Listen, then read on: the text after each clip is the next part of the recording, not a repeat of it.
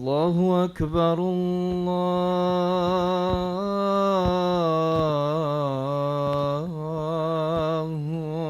الله أكبر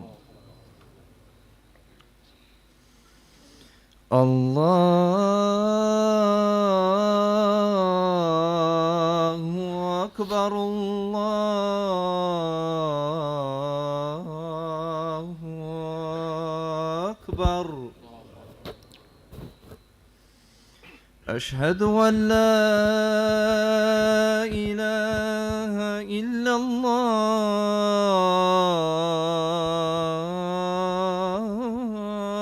الله أشهد أن لا إله إلا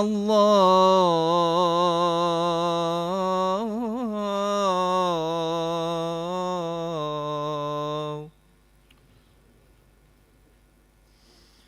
أشهد أن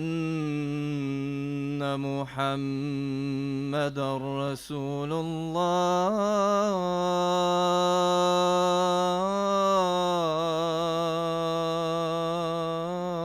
الله أشهد أن محمدًا رسول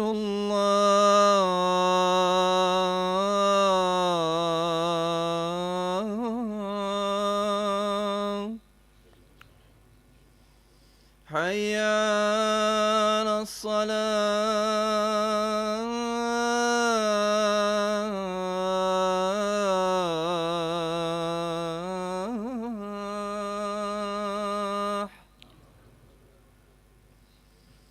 حي على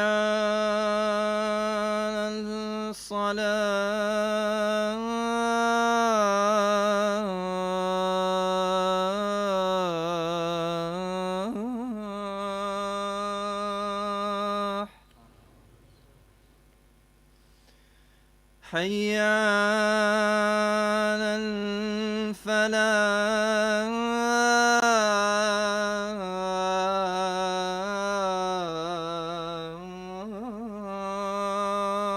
الفلاح حي على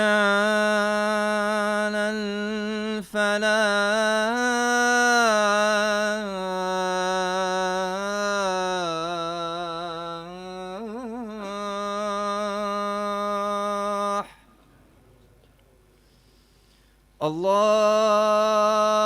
الله أكبر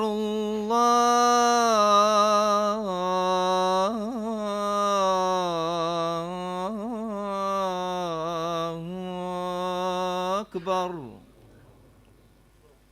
لا إله إلا الله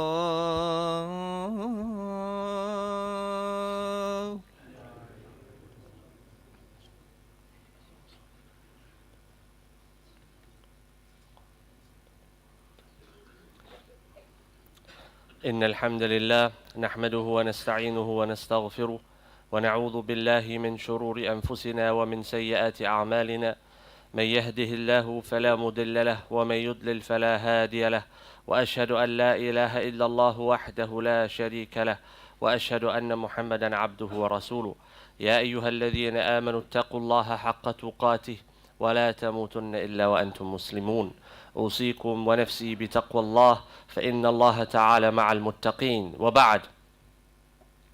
We live in a time where it's very easy to become dependent upon the systems and the frameworks and the order to life that we have become accustomed to.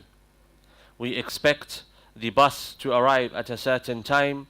When we request a taxi, we expect it to arrive at a particular minute of a particular hour. When we are to be paid, we expect our payment to be received in our bank accounts and to be accessible whenever we like, wherever we like.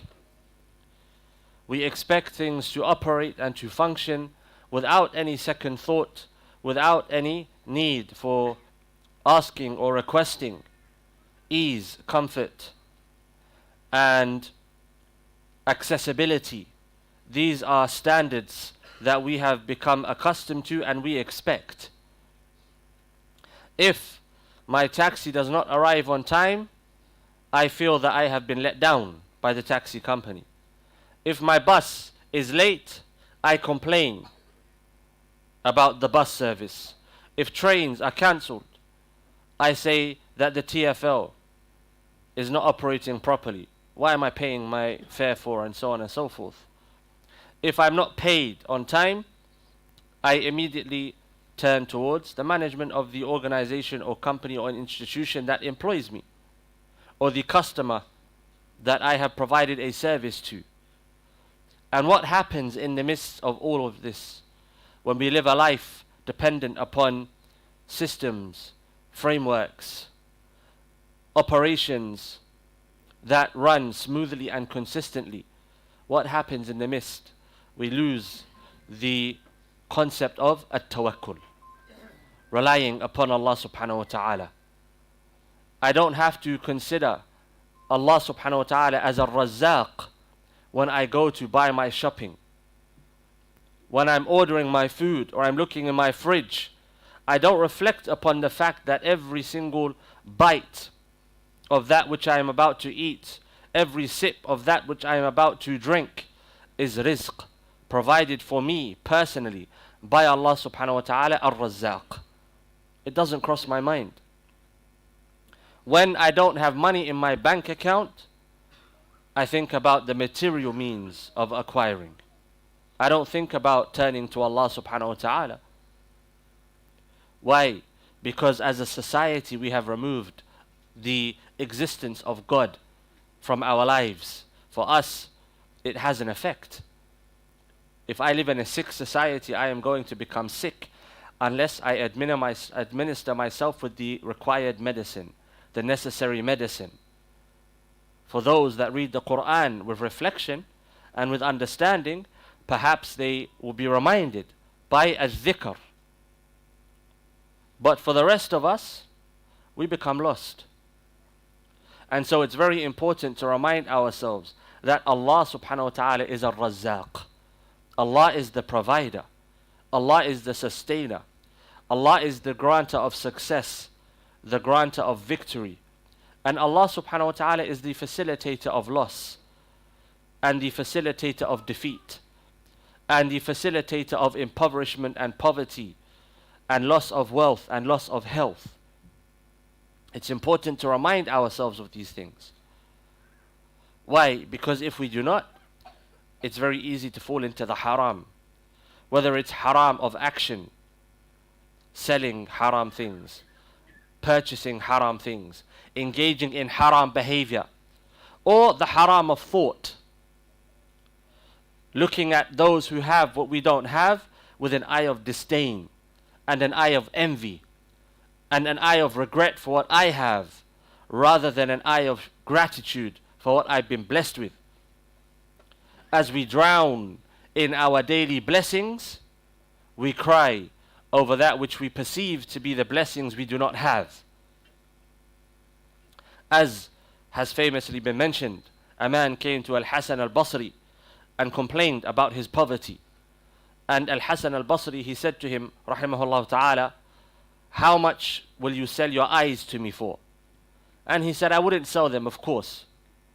And it sounds like a silly question. But Al-Hasan al-Basri, he said to him, then you are wealthy. If you can afford not to sell me your eyes, you're a wealthy man. Why? Because sometimes we take for granted the actual wealth that we've been given. If you have £1 million in your bank account, but you lose your eyesight at the same time, which will you choose? The sight. You lose the ability to speak, but you acquire a nice house, which will you choose? The ability to speak. The possibility of losing iman, but acquiring this dunya, which will you choose? Iman. That's true wealth. But if we're constantly looking up, it's very difficult to see what's in front of us. And so we have to remind ourselves. And the best way to stay stable in the rough seas of this life from which Allah subhanahu wa ta'ala has been stripped is to remind ourselves of who Allah subhanahu wa ta'ala is. And Allah subhanahu wa ta'ala is Ar-Razzaq. Ar-Razzaq, the one who provides. The breakfast I ate this morning, if I ate it, the coffee I drank, if I drank it, the tea, if I drank tea, where did the leaves or the wheat grains or the coffee beans come from? They came from a particular place, but they had my name written on them. They had my name. Allah subhanahu wa ta'ala decreed those things for me.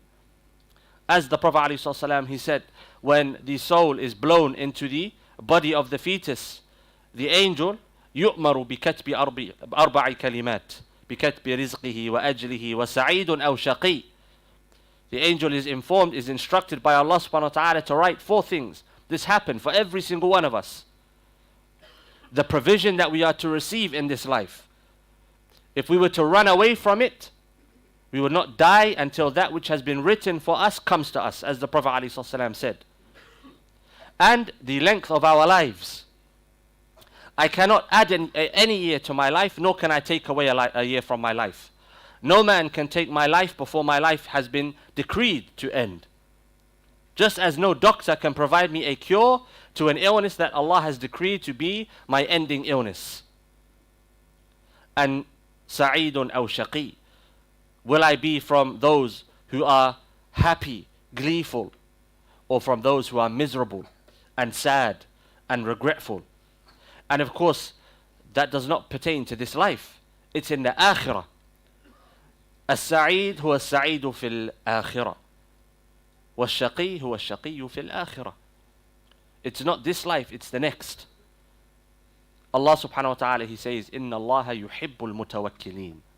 Allah subhanahu wa ta'ala loves those who rely upon him. I wake up in the morning and I don't know where I'm going to find my provision today. I'm struggling. I have bills to pay. But I say to myself, Hasbi Allah wa ni'mal wakil. That's a sign that Allah subhanahu wa ta'ala loves me. Poverty is an opportunity to gain Allah subhanahu wa ta'ala's love. Just as wealth is an opportunity to gain Allah subhanahu wa ta'ala's love. Allah subhanahu wa ta'ala, he says, وَمَن يَتَّقِ اللَّهَ يَجْعَل لَهُ مَخْرَجًا وَيَرْزُقْهُ مِنْ حَيْثُ لَا يَحْتَسِبُ. The one who fears Allah subhanahu wa ta'ala, Allah will provide for him a way out of whatever difficulties he faces in life, and will provide for him from places that he cannot consider, places that he would otherwise not look. What's the key though? At-taqwa. And in order to be a person of taqwa, I have to know Allah subhanahu wa ta'ala, and I have to know that Allah is observing me, and that Allah subhanahu wa ta'ala is with me, and I have to know the halal from the haram, and I have to know that which pleases Allah from that which displeases Allah subhanahu wa ta'ala. Therefore I have to have Allah subhanahu wa ta'ala in my life. And Allah subhanahu wa ta'ala, in a very powerful part of the Quran, says, أَلَيْسَ اللَّهُ بِكَافٍ عَبْدَهُ. أَلَيْسَ اللَّهُ بِكَافٍ عَبْدَهُ. Is Allah subhanahu wa ta'ala not sufficient for his slave? Is Allah subhanahu wa ta'ala not sufficient for his slave? When I am feeling unsure, uncertain, weak, impoverished, let down, I turn to Allah subhanahu wa ta'ala and I say, Hasbi Allah wa ni'mal wakil. Allah subhanahu wa ta'ala is sufficient for me, and he is the best of guardians.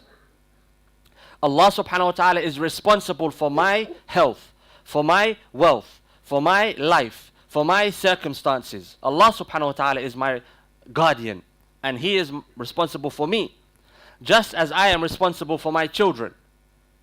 And when we look to children, we can learn a great lesson. Why? Because children, why is it that they're able to enjoy life? Why is it that they live carefree? Why is it that they don't taste the stress and the anxieties and the difficulties that we taste as adults? Because they have complete tawakkul, complete dependency upon their parents.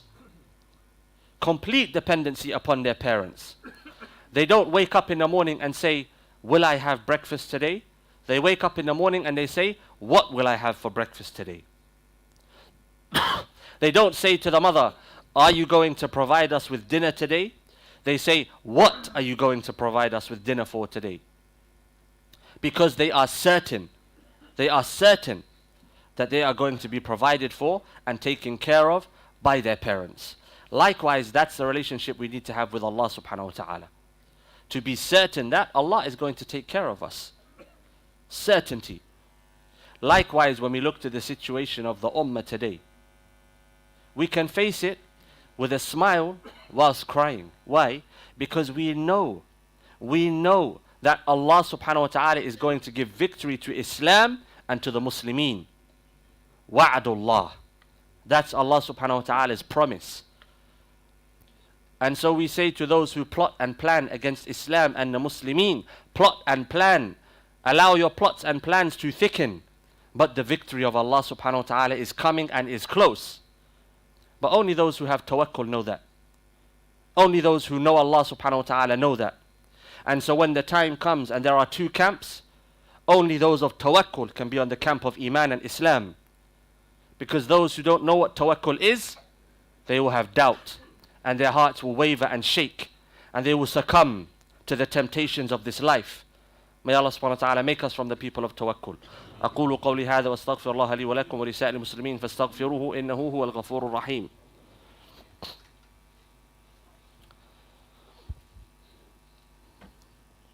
الحمد لله وحده وصلوات ربي وسلامه على أشرف الأنبياء ومن تبعه وبعد. How is it that I can be from the mutawakkilin?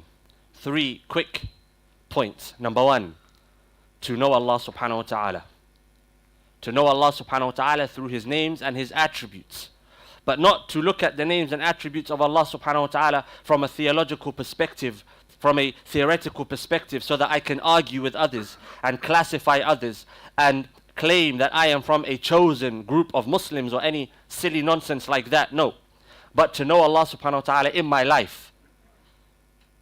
To practically engage with the names of Allah subhanahu wa ta'ala and the attributes of Allah subhanahu wa ta'ala, such as that which we've given example of. Ar-Razzaq, the one who provides. So before turning to any man, I turn to Allah. Number 2, it is to understand the difference between at-tawakkul and at-tawakkul. At-tawakkul is to rely upon Allah subhanahu wa ta'ala whilst taking the necessary means of achieving that which I set out to achieve. At-tawakkul is to sit on my backside, do nothing, and then say I'm relying upon Allah subhanahu wa ta'ala. To expect Allah to give victory to the ummah of Muhammad alayhi salatu salam whilst we continue to run after this dunya. That's tawakkul. Tawakkul is to look at myself and say, what do I need to change? What do I need to do? How can I be a part of the nasr of Allah that is promised? And then I take those steps. Tawakkul is to go outside and look for a job, but know that the job will come from Allah. Tawakkul is to sit and complain, not look for anything, and expect Allah to provide without any action from myself.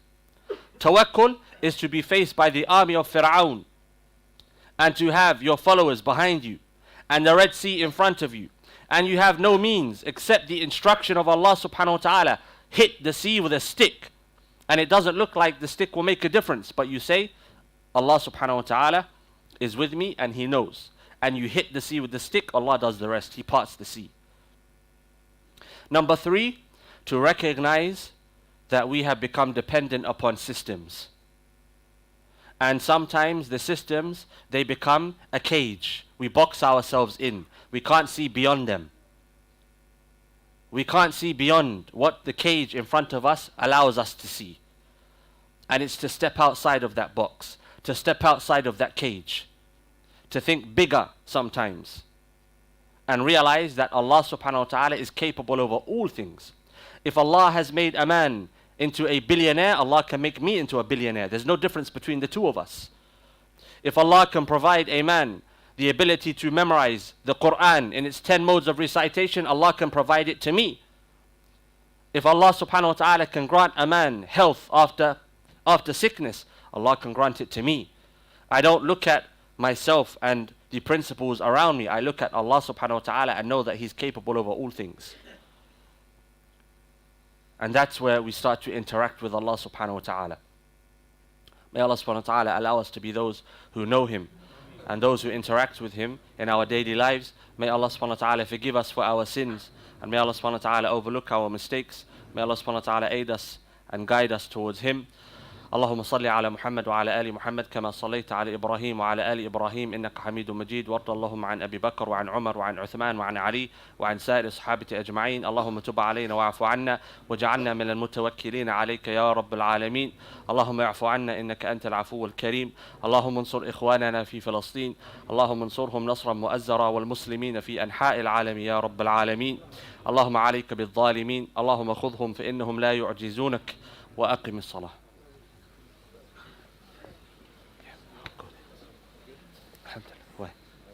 Huh? Yeah.